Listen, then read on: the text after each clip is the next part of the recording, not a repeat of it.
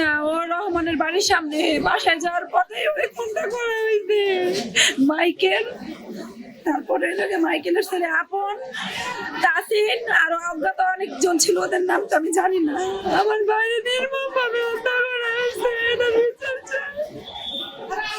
যে মাইকেল নামে একজন লোক আছে ওনাদের গ্রামে, তো ওই লোকটা নাকি মাদক বিক্রি করে, মাদকের সাথে জড়িত বা মাদক ব্যবসায়ী।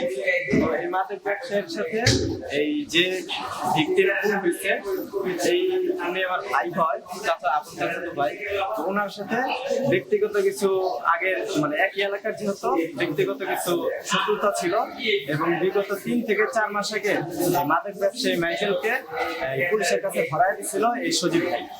তো ওই যে ধৈরাই গতকাল ওনার উপরে হামলা করা হয়েছে।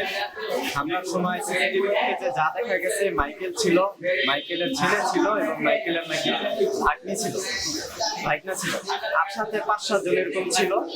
ওনারা টোটাল 8-10 জন মিলে একত্রিত হামলা করে ওনাকে মেরে ফেলা হয়েছে।